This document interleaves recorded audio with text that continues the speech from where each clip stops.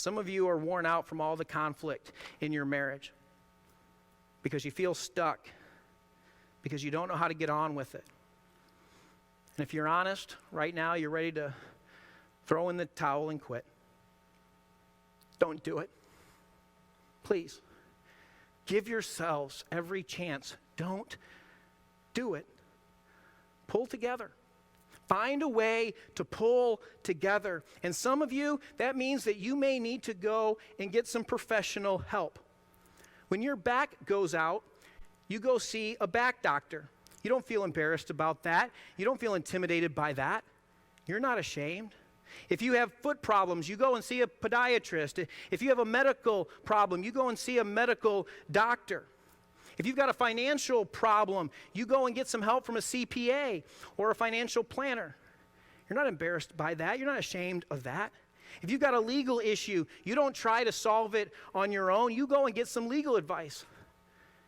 You go and get an attorney.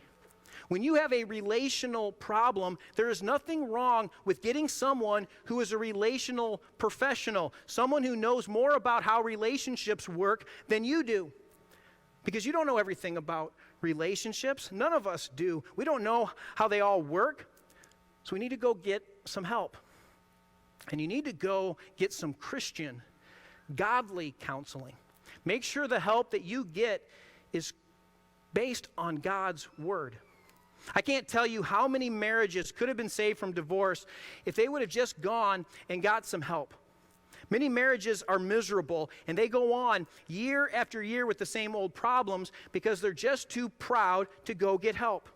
People say, we can't afford counseling. I say, do you know how expensive a divorce is? Think this through.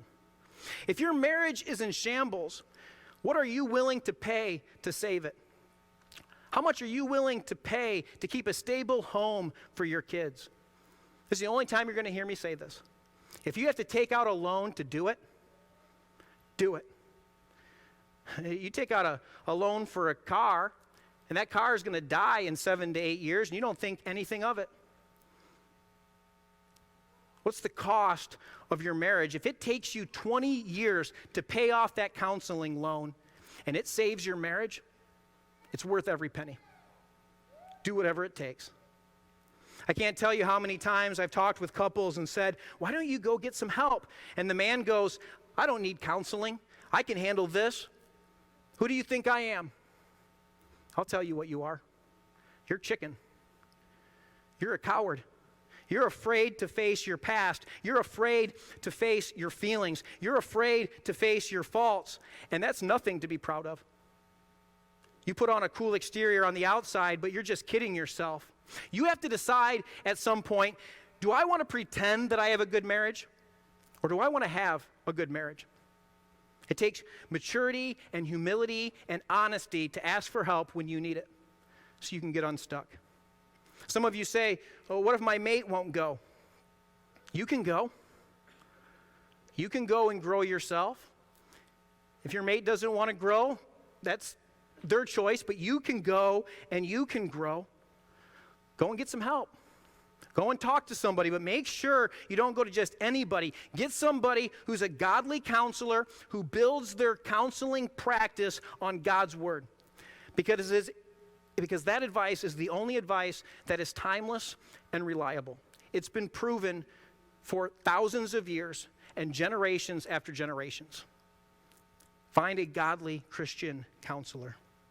The only way to deal with conflict is to face it. It does not get better on its own. If there are some unmet needs or unresolved issues or areas of conflict in your marriage, they are not going to get better by ignoring them, sweeping them aside, pretending they don't exist, covering them up, doing good things instead of dealing with the conflict.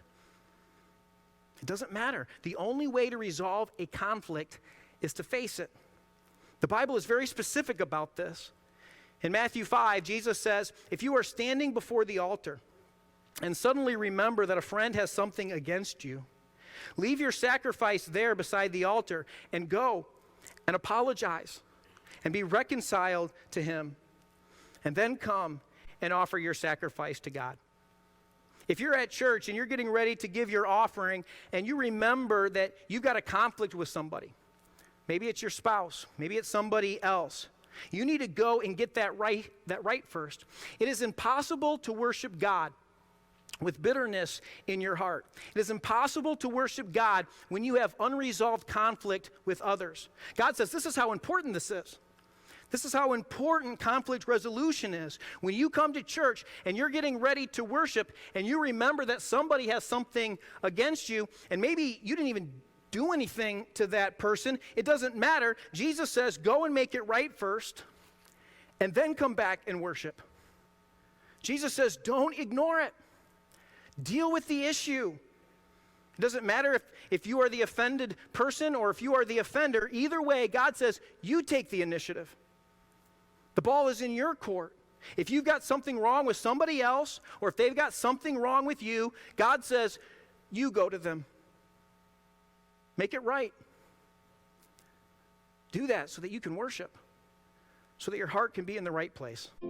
Thanks so much for watching. Subscribe to our channel to stay up to date on all our upcoming videos. We hope you'll share this video with your family and friends, and tune in every Sunday on our website to watch our services live. Thanks again for watching, and have a great day.